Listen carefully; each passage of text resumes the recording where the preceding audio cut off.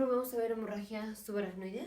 Entonces, primero vemos definición, luego etiología, factores de riesgo, asociaciones, patofisiología y cuadro clínico, complicaciones, diagnóstico diferencial, diagnóstico, tratamiento de complicaciones, manejo. Digamos, manejo inicial, manejo postoperatorio del paciente. Entonces, primero hemorragia subaracnoidea. Esto va a ser hemorragia entre dos capas de meninge, específicamente entre la pía y la aracnoides. Porque el espacio que tenemos entre la pía y la aracnoides es el espacio subaracnoideo.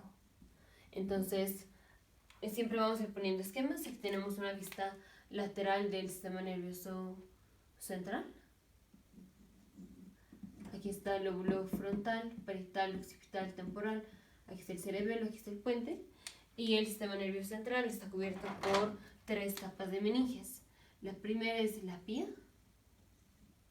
madre. La siguiente es la aracnoides. Aquí está la aracnoides. La siguiente es la dura madre, que ahorita pues no nos vamos a enfocar en esa. Pero la siguiente capa es la dura madre. Así. Entonces aquí, en la hemorragia subaracnoidea, vamos a tener hemorragia en el espacio subaracnoideo. El espacio subaracnoideo es el espacio que hay entre la pía madre y la aracnoides. O sea, aquí, en este espacio, es en donde vamos a tener la hemorragia. Es hemorragia subaracnoidea. Ahora, etiología. La principal causa va a ser ruptura de aneurismas Berry. Los aneurismas Berry son aneurismas en donde no tenemos la capa de la media. Entonces, rápidamente cuando tenemos arterias, digamos aquí está una arteria, y tenemos la arteria o los vasos sanguíneos tienen tres capas, que es la íntima, que es la más adentro, la que está en contacto con los glóbulos rojos que van circulando por aquí. Luego está la capa muscular. Esa es la capa muscular. Esa es la capa muscular. Esa es la media, se llama la media. Y la siguiente capa es la adventicia, que básicamente es tejido conectivo. Esa es la adventicia. Entonces, en los aneurismas Berry lo que pasa es no vamos a tener la capa de la media. Entonces, no está la capa de la media y entonces se debilita la pared. Está debilitada la pared. Entonces, cuando va pasando la sangre, digamos, aquí mi brazo va a ejemplificar las paredes del vaso sanguíneo. Aquí cuando tenemos las tres capas, la sangre pasa y pues obviamente ejerce presión en la pared del vaso, pero no pasa nada porque la pared es gruesa. Pero cuando tenemos una pared más delgada, por el hecho de que ya no está la capa de la media, pasa la sangre y pues genera presión. Pero aquí la presión pues es mayor, o sea, le gana más a la pared. No es que sea mayor, es que le gana más a la pared. Y entonces, como está débil, se empieza a hacer un abombamiento. Y ese abombamiento va a ser un aneurisma. Entonces, en lugar de que la arteria esté así, como la sangre está choque y choque y choque y la pared está debilitada, se empieza a hacer así. Una dilatación en forma de balón de la arteria. Y esto es un aneurisma. Entonces, así, esto es un aneurisma y ruptura de estos aneurismas Berry, es lo que nos da hemorragia subaracnoidea. Principalmente la ruptura del aneurisma se da en los puntos de ramificación de las arterias del sistema nervioso central, generalmente o digamos más comúnmente en la circulación anterior, o sea, primero en la comunicante anterior del polígono de Willis y luego en las arterias cerebrales anteriores. Entonces, ya el polígono de Willis lo vimos en videos anteriores, pero los sitios más comunes en donde se va a formar el aneurisma va a ser en la comunicante anterior o en la arteria cerebral anterior. Rápidamente para no perdernos, la parte importante del polígono de Willis es tenemos arterias vertebrales que se unen formando la arteria basilar. No voy a poner todo el polígono, solo las partes relevantes. Aquí está la arteria cerebral posterior, aquí está la comunicante posterior, aquí está la arteria cerebral media. Luego viene la arteria cerebral anterior, aquí está arteria cerebral anterior, otra arteria cerebral anterior y la comunicante anterior. Entonces, generalmente los puntos de ramificación, o sea, aquí, es en donde viene la formación del aneurisma. Entonces, por ejemplo, voy a poner esta misma parte, pero aquí. Está así, así.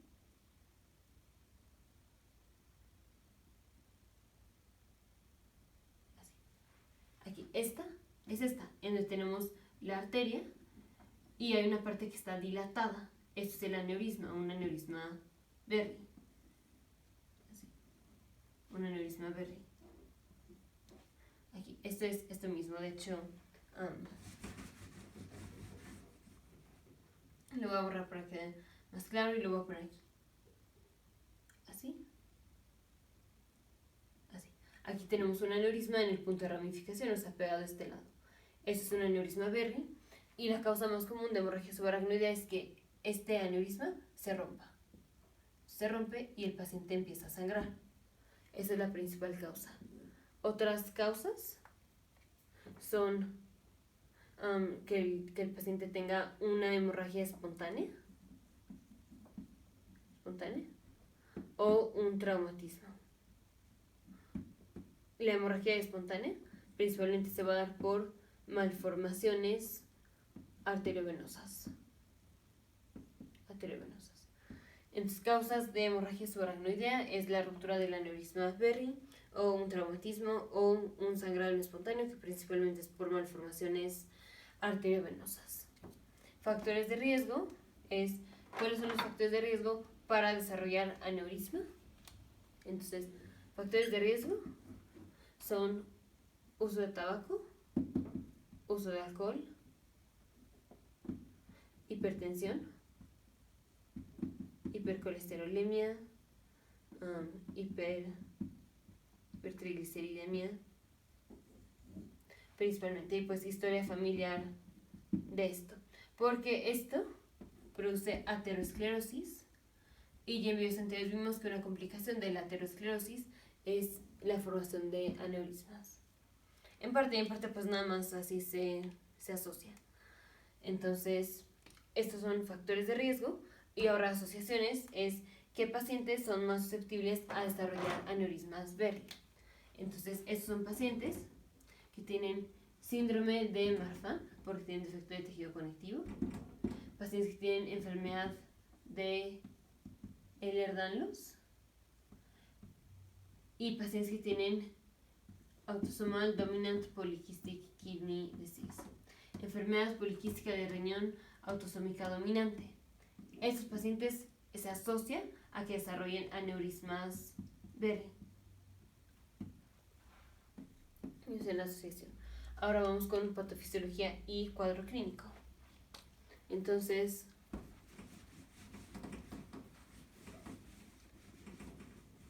ya vimos que tenemos hemorragia aquí. Generalmente cuando el paciente sangra, que ya vimos que es de un hematoma, de una hemorragia subaracnoidea por ruptura del aneurisma Berry, generalmente el paciente va a tener mucho sangrado. Vamos a tener mucho sangrado. Y si aquí se empieza a acumular la sangre, la cavidad craneal ya es una cavidad que ya no tiene espacio, o sea, solo cabe el encéfalo y nada más. Pero si el paciente empieza a sangrar, aquí se empieza a acumular la sangre y pues empieza a hacer una masa que nos está ocupando espacio, pero ya no tenemos espacio dentro del cráneo. Entonces se empieza a herniar, o sea, el hematoma empieza a comprimir el encéfalo. Tenemos compresión del encéfalo. Finalmente vamos a tener herniación y como se está comprimiendo el encéfalo, tenemos un aumento de la presión intracraneal. Y ya que tenemos un aumento de la presión intracraneal, el paciente se va a presentar o se puede presentar con todos los datos de aumento de presión intracraneal, como puede ser papiledema o así. Pero más que eso es que el 50% de los pacientes que vienen con hemorragia subaracnoidea van a venir con pérdida de la conciencia por esto mismo, porque aumenta la presión intracraneal, porque tenemos compresión del encéfalo, porque tenemos mucho sangrado que ejerce efecto de masa. Entonces, tenemos pérdida de la conciencia en el 50% de los casos. Esa es una hemorragia bastante grande, comprime al sistema nervioso central y se presenta como la peor cefalea del mundo, o digamos como la peor cefalea de la vida. Así lo van a describir los pacientes, como la peor cefalea de toda la vida. Y como aquí tenemos los meninges y la sangre pues cayó aquí en donde están las meninges, esto irrita las meninges. Entonces vamos a tener irritación de las meninges, o sea, vamos a tener meningitis.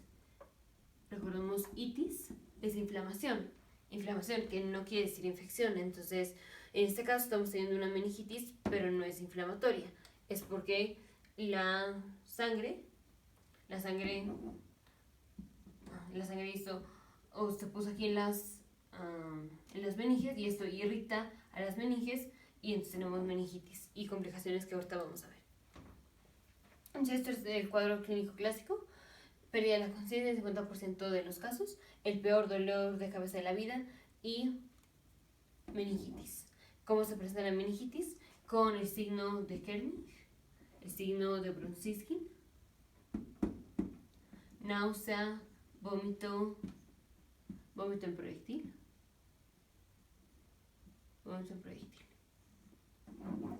Esto es casi, la mayoría de los pacientes se presentan así.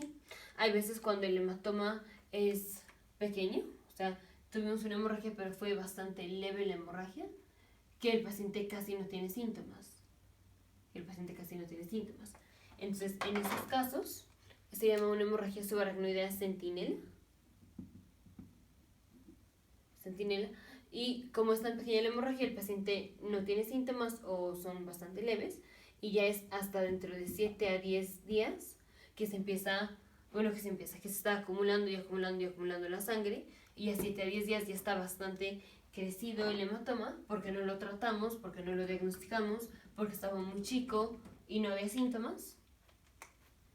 Entonces, ya ahora sí que hay síntomas, 7 a 10 días después, vamos a tener igual cefalea. No va a ser igual de claro que aquí, pero ya van a ser 7 a 10 días después. Entonces, muchas veces puede ser que la presentación de hemorragia subaracnoidea no sea tan clara, pero como esto tiene mortalidad muy alta, entonces sí vale la pena tener mucha sospecha clínica cuando viene el paciente al servicio de urgencias, porque no siempre van a tener la presentación de cefalea súper severa. Hay pacientes que casi no tienen síntomas porque es un hematoma muy pequeño, es una hemorragia centinela. Entonces, aquí es muy importante tener la sospecha clínica. Entonces, patofisiología, cuadro clínico, ¿ya? Ahora, como complicaciones, el paciente puede tener hidrocéfalo, que ahorita más adelante vemos por qué. Pero entonces el paciente también se puede presentar con hidrocéfalo. Ahora vamos con complicaciones. Entonces, ¿por qué el paciente se va a presentar con hidrocéfalo? Porque ya en videos anteriores vimos la circulación del líquido cefalorraquídeo, en donde tenemos, digamos, aquí está un hemisferio, aquí está el otro hemisferio, y aquí viene el tallo cerebral. Y aquí tenemos cavidades llenas de líquido cefalorraquídeo. Así. Estos son los ventrículos laterales, que se comunican con el tercer ventrículo, que se comunica con el cuarto ventrículo.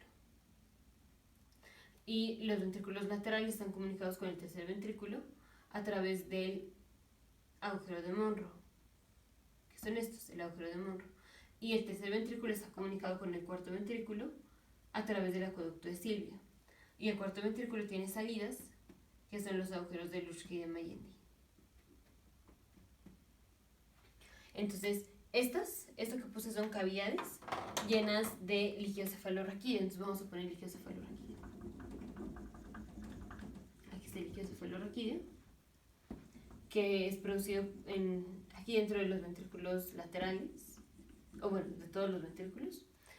El líquido cefalorraquídeo pasa de aquí al acueducto, al agujero de Monro. Del agujero de Monro pasa a este que es el tercer ventrículo. Del tercer ventrículo pasa al acueducto de Silvio, que es este, y del acueducto de Silvio pasa al cuarto ventrículo. Y del cuarto ventrículo se sale el líquido cefalorraquídeo a través de los agujeros de Luschka y de Magendie. Y entonces tenemos líquido que ya no solo estaba adentro del sistema nervioso central, sino que también se salió y está envolviendo al sistema nervioso central. Esa es la circulación del líquido cefalorraquídeo. Entonces el líquido cefalorraquídeo lo producimos y también lo estamos reabsorbiendo. No nada más lo producimos y lo producimos y lo producimos, también lo reabsorbemos. ¿Y en dónde se reabsorbe el líquido cefalorraquídeo? Se reabsorbe aquí, en las granulaciones subaracnoideas. Las granulaciones subaracnoideas se encuentran entre la piel y la aracnoides, aquí. Esas son las granulaciones subaracnoideas. Pero aquí, cuando tenemos la hemorragia subaracnoidea, esto irrita a las meninges y vamos a tener disfunción de las granulaciones subaracnoideas. Disfunción. Y entonces ya no van a reabsorber el líquido cefalorraquídeo. Ya no reabsorben el líquido cefalorraquídeo. Entonces seguimos produciendo el líquido cefalorraquídeo, pero no lo reabsorbemos. Y entonces el líquido cefalorraquídeo empieza a crecer, se empieza a acumular. Y eso se llama hidrocéfalo. El paciente tiene un hidrocéfalo o puede desarrollar hidrocéfalo. En este caso fue un hidrocéfalo comunicante. O sea, lo que pasó es que las granulaciones subaracnoideas ya no reabsorben el líquido cefalorraquídeo. Pero las cavidades que contienen líquido cefalorraquídeo están en contacto entre ellas, o sea, sí tienen comunicación. Aquí no fue un defecto de la comunicación entre las cavidades que tienen líquido cefalorraquídeo, sino que fue que las granulaciones subaracnoideas ya no reabsorben el líquido cefalorraquídeo.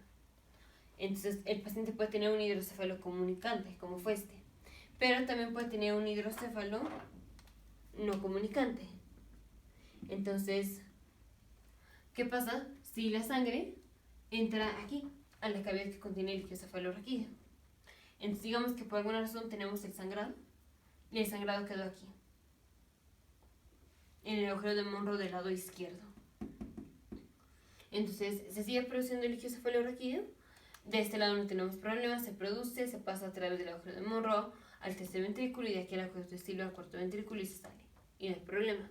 Pero de este lado se produce el líquido cefalorraquídeo y ya no puedo pasar al agujero de Monro porque está tapado por la sangre.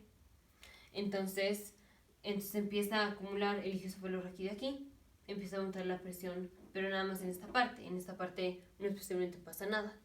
Esto, como aumentó la presión por el líquido cefalorraquídeo, esto es un hidrocéfalo no comunicante. Entonces ya vimos que complicaciones de hemorragia subaracnoidea es hidrocéfalo tanto comunicante como no comunicante. Son los dos tipos. En uno es por daño a las granulaciones subaracnoideas y en otro es porque se tapó la comunicación entre una cavidad y otra por el sangrado. Esto es de complicaciones. La otra complicación es que el paciente puede desarrollar convulsiones.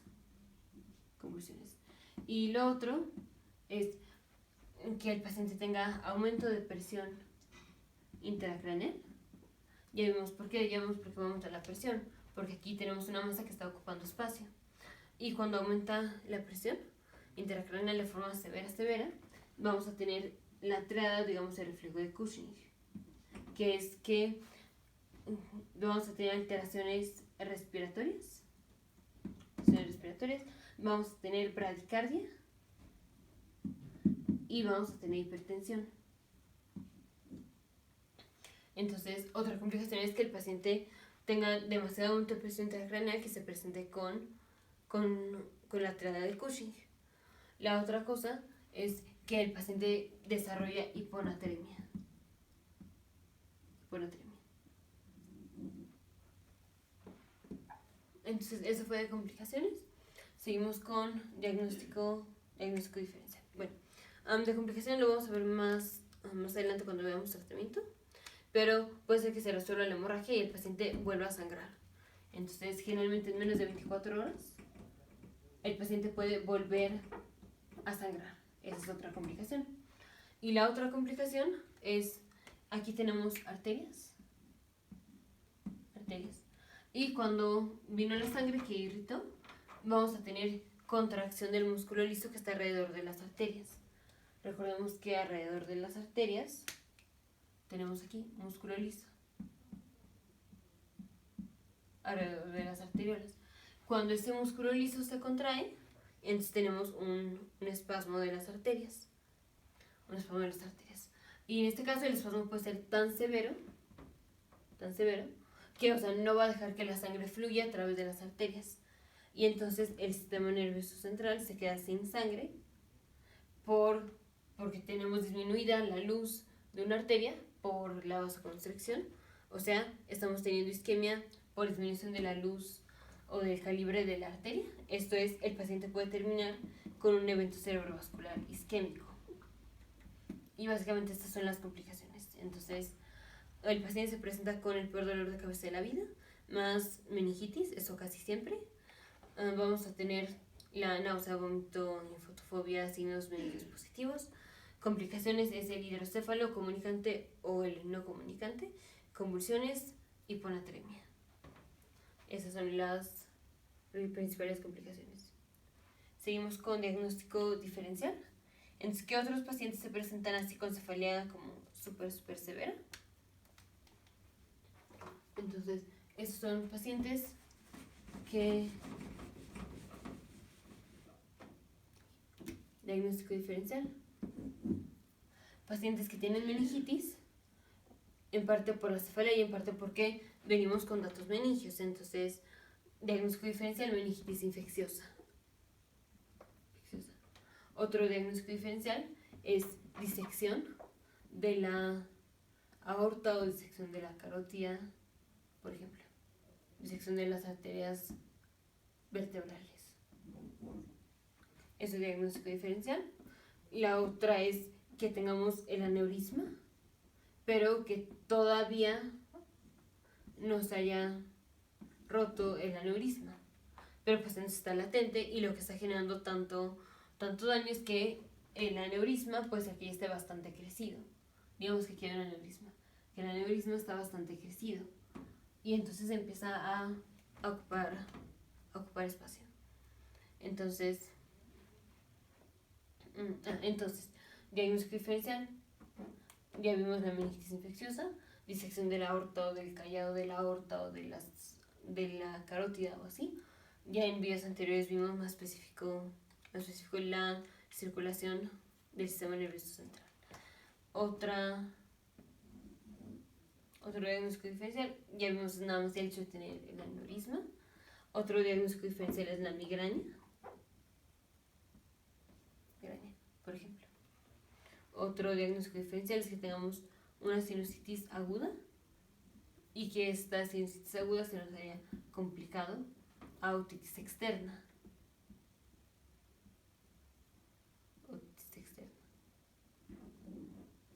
Entonces, migraña, sinusitis aguda, en donde la sinusitis aguda puede terminar ocasionando una trombosis de senos venosos.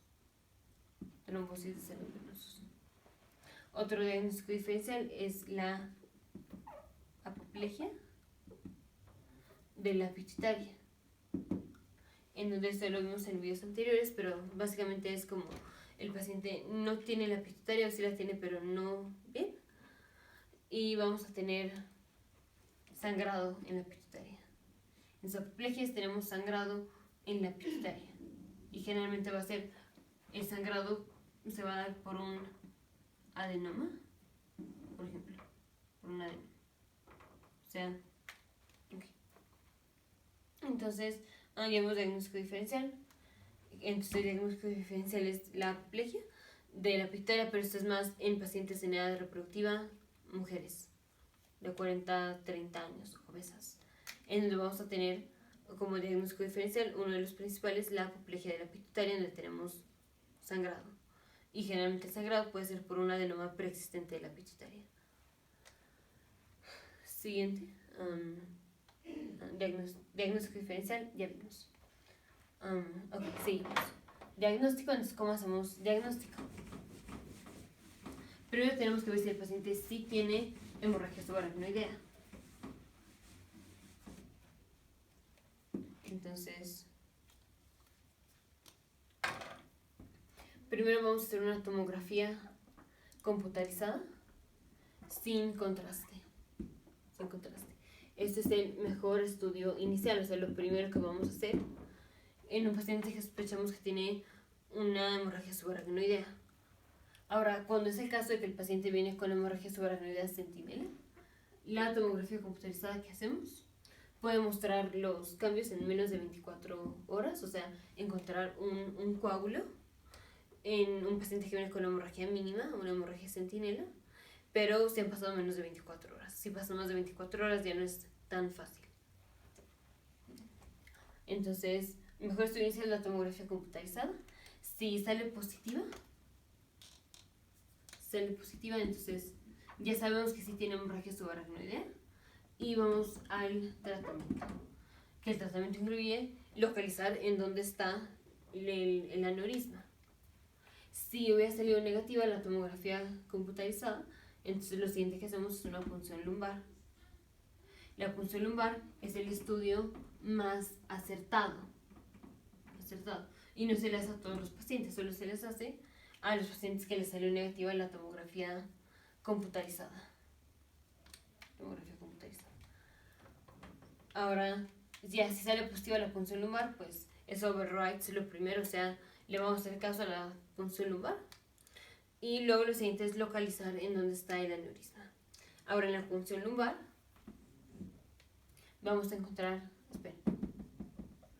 en la punción lumbar vamos a encontrar xantocromia, que es el líquido cefalorraquídeo, va a estar amarillo por el hecho que tenemos bilirrubina, porque entraron los glóbulos rojos aquí, al espacio subaracnoideo.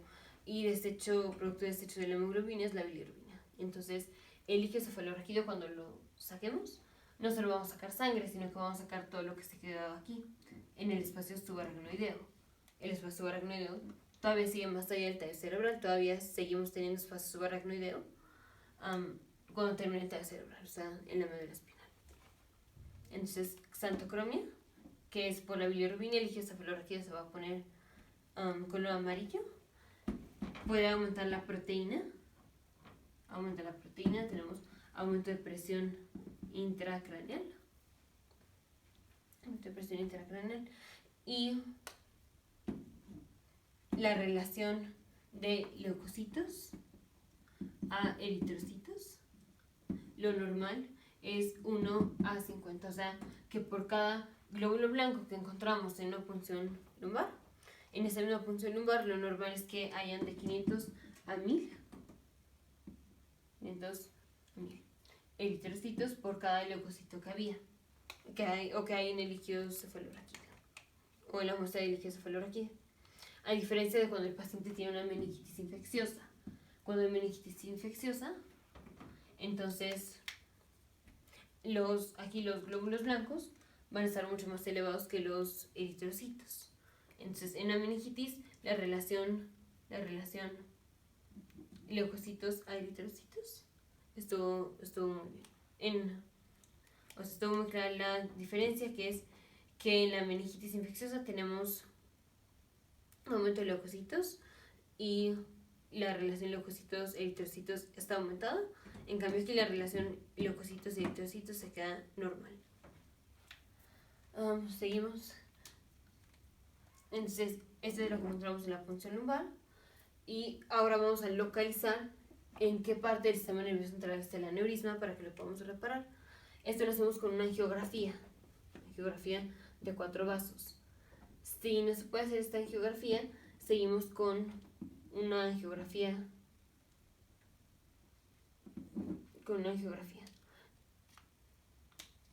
una angiografía, digamos, por tomografía computarizada o una angiografía por resonancia magnética. Estas son otras formas de ver en dónde está la localización del aneurisma. Esto lo vamos a ver con las angiografías. Y la angiografía es el diagnóstico definitivo. Puede ser que la punción lumbar haya salido negativa y que haya salido negativo la tomografía computarizada. Si la angiografía sale positiva, con esto nos vamos, con lo que diga la angiografía. Aunque lo primero que hacemos es la tomografía computarizada y luego hacemos la punción lumbar si es que sale negativa la tomografía y luego ya vamos a ver la localización. Entonces así hacemos diagnóstico. A veces, como tenemos hemorragia subaracnoidea, ya vemos que esto aumenta la presión intracraneal. Y esto va a ser un aumento de estimulación simpática, en parte, o sea, simpática para las arterias, o sea, tenemos hipertensión, pero luego viene una respuesta parasimpática, que es que tenemos bradicardia. Pero va a haber un momento en que tengamos un aumento de estimulación simpática, y si tenemos aumento de estimulación simpática, el paciente puede desarrollar o puede tener isquemia cardíaca, por el hecho de que estamos en una situación de vía simpático. Entonces el corazón está demandando mucho, o está trabajando mucho, porque estamos en condición de estimulación del sistema nervioso autónomo vía simpática por el aumento de la presión intracraneal.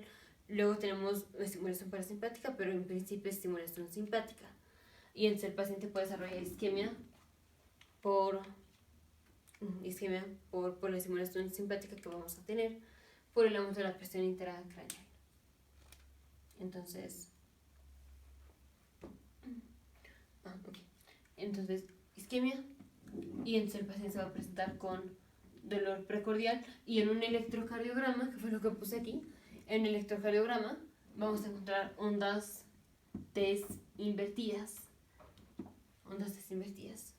que es, digamos, una discordancia bastante marcada, o sea, se nota mucho la discordancia, como que el QRS, como que la T están como más anchos, la T está como más ancha. Ya en videos anteriores vimos interpretación del electrocardiograma, pero básicamente tenemos P, QRS, T. Digamos, esto es un electrocardiograma normal. Ahora, en el electrocardiograma, donde tenemos hemorragia subaracnoidea, se puede ver como así: P, QRS, T. En la test invertida tenemos discordancia. Discordancia es que el QRS va para un lado, en este caso el QRS pues está más positivo que negativo. Y aquí tenemos discordancia. El QRS está positivo y esa T está negativa.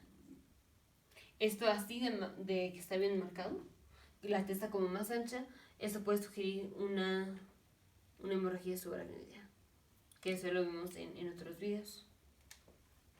Entonces, el electrocardiograma también pues podemos encontrar estos cambios en el electrocardiograma.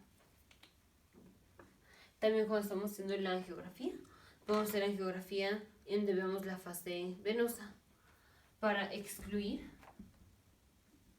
que el paciente no vaya a venir con una sinusitis o digamos una infección aguda o una sinusitis que tenga como complicación de que tengamos trombosis de los senos venosos del sistema nervioso central. Trombosis de los senos venosos. Eso es de diagnóstico. Ahora vamos con tratamiento. Entonces, tratamiento per se para la enfermedad, o sea, para reparar el aneurisma que se rompió, tenemos dos cosas que podemos hacer. Una que es la favorita es la embolización.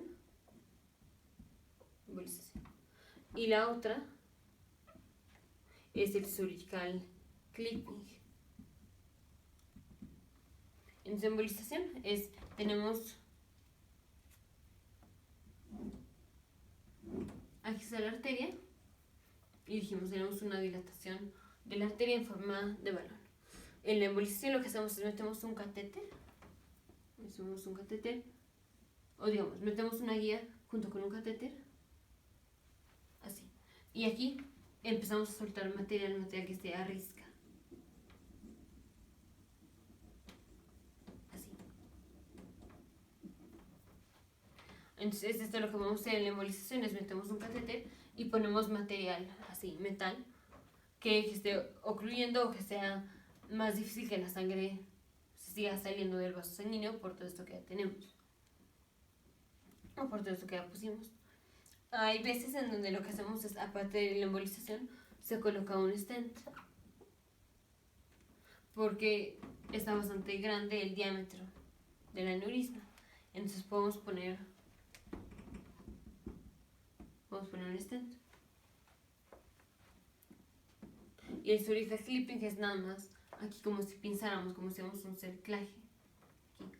Pero pues es de histología. Surgical clipping. Es mejor que si vamos a hacer el surgical clipping, si vamos a nada más como ver como un cerclaje más o menos. Entonces tiene que pasar de 48 a 72 horas. 48 a 72 horas es donde funciona que hagamos el surgical clipping. Aunque la embolización es superior porque tenemos menos efectos adversos si hacemos la embolización. Es tratamiento per se de nada más de cómo reparar el aneurisma. Ahora, tratamiento de complicaciones. Entonces, ya vimos que el paciente se presenta con hidrocéfalo. Entonces, esto es un hidrocéfalo comunicante y un hidrocéfalo no comunicante. Entonces, ¿cómo tratamos el hidrocéfalo? Poniendo una derivación.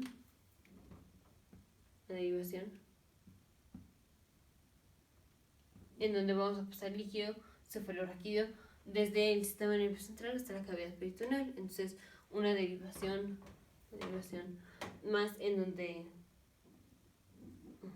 así. Entonces, tratamiento de complicaciones, la derivación ventrículo-peritoneal. Para meningitis, pues esto va a ser como nada más como dolor, como tratamiento de dolor, que es acetaminofén o así, para que se le quite el dolor. Y lo otro es, como podemos tener riesgo de convulsiones, entonces vamos a dar antiepilépticos por riesgo de convulsiones. Entonces, para el hidrocéfalo ponemos la derivación ventrículo-peritoneal y vamos a dar antiepilépticos para que el paciente no va a desarrollar convulsiones. También a veces tenemos hiponatremia. Entonces hay que corregir la hiponatremia. Solo que la hiponatremia nunca hay que corregirla de forma muy rápida, porque el paciente puede terminar con la mielinolisis pontina central.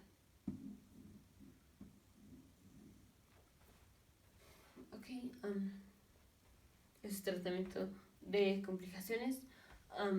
Para prevenir que el paciente vuelva a sangrar, pues lo que hacemos es tratar el aneurisma, poner todo este material o simplemente hacer un cerclaje, por ejemplo.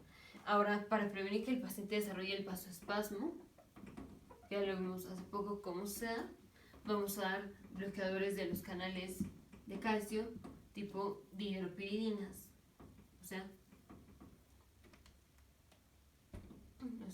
nimodipino. Lo vamos a dar vía oral por 21 días para prevenir que el paciente tenga para prevenir que el paciente tenga un vasoespasmo inducido por la hemorragia subaracnoidea. Ok, entonces eso es de tratamiento farmacológico, casi nada más es nimodipino. Y ahora el manejo es, una cosa es que diagnosticamos que el paciente tiene la hemorragia subaracnoidea, que es con la tomografía y sino con la punción lumbar. Si sale negativa, lo siguiente es pues llevar la punción lumbar, pero si ambas salen negativas, vamos con una geografía.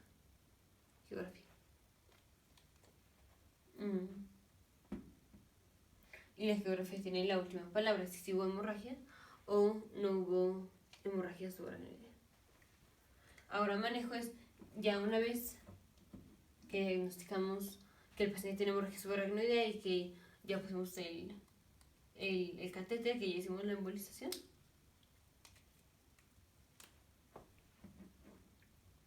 Entonces, aquí manejo es, hay que elevar la cabeza del paciente y hacer que el paciente hiperventile. Esto es en caso que el paciente venga 30 minutos antes de que haya empezado el evento.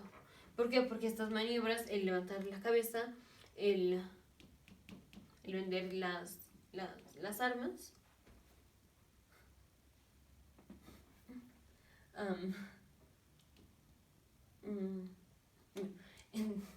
entonces, ya vimos, vamos a dar nimodipino, ya vimos el tratamiento que es el surgical clipping o la embolización. Y manejo, hay que checar cómo están los electrolitos. Hay que checar la glucosa, hay que checar si no tenemos hipoxia, hay que ya vemos la prevención de dipventrombosis, que no tengamos trombos de las venas profundas. Para eso vamos a tener aparatos de compresión neumática. Hay que tener cuidado porque si el paciente desarrolla cirrosis metabólica o tiene hiperglucemia o tiene disfunción cardíaca, vamos a tener peor pronóstico. Entonces hay que poner telemetría, checar los electrolitos. Ya vemos que el paciente puede tener hiponatremia.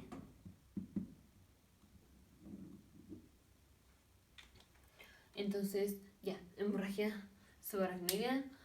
Esta hemorragia entre la pía y la aracnoides, o sea, en el espacio subaracnoideo. Etiología es ruptura de aneurisma Berry, principalmente, si no, va a ser por sangrado espontáneo o si no, va a ser por trauma. Factores de riesgo: hiperlipidemia, hipercolesterolemia, tabaco, alcohol, hipertensión.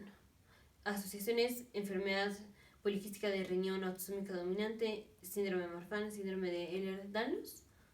Patofisiología, ya vimos cuál.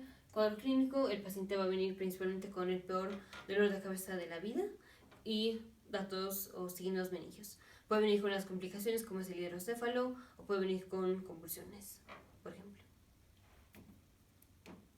Complicaciones: el hidrocéfalo, la hiponatremia, el aumento de la presión intracraneal, entonces el paciente puede tener pérdida de la conciencia, por ejemplo. Y finalmente, si no lo tratamos, un déficit neurológico. ¿Qué otro diagnóstico? Primero, tomografía computarizada sin contraste. Si sale positiva, vamos a la angiografía para localizar el lugar. Si sale negativa, hacemos punción lumbar, en donde encontramos xantocromia, aumento de la relación leucocitos a eritrocitos, en una relación de más de 1 a 500 o de 1 a 1000 leucocitos por cada eritrocito por cada un leucocito. Y vamos a tener bilirrubina en el líquido cefalorraquídeo. Y en un electrocardiograma podemos encontrar una gran discordancia entre la T y el QRS. Y luego vamos con la angiografía, en donde vamos a ver específicamente en dónde está el sitio del aneurisma, que ya vemos que principalmente es en la circulación anterior del sistema nervioso central. Tratamiento: surgical clipping, que es como pinzar aquí el aneurisma, o la embolización, en donde vamos a poner un catéter y ponemos todo este material y ponemos el stent. Tratamiento de complicaciones: nimodipino 21 días vía oral para prevenir el vasoespasmo, que me pasó a mencionarlo, para prevenir el vasospasmo, que el vasospasmo se presenta generalmente de 3 a 7 días después del inicio de la hemorragia. ¿En qué otro tratamiento de complicaciones? Si tenemos hidrocéfalo, hacemos una derivación ventrículo-peritoneal. O en caso de que el paciente vuelva a sangrar, también hacemos una derivación ventrículo-peritoneal. Manejo, hay que checar la glucosa, los electrolitos y la función cardíaca, que el paciente, como lo vamos a dejar en reposo, que no vaya a desarrollar trombos de las venas profundas. Nos vemos en el siguiente video, futuros médicos, científicos e ingenieros.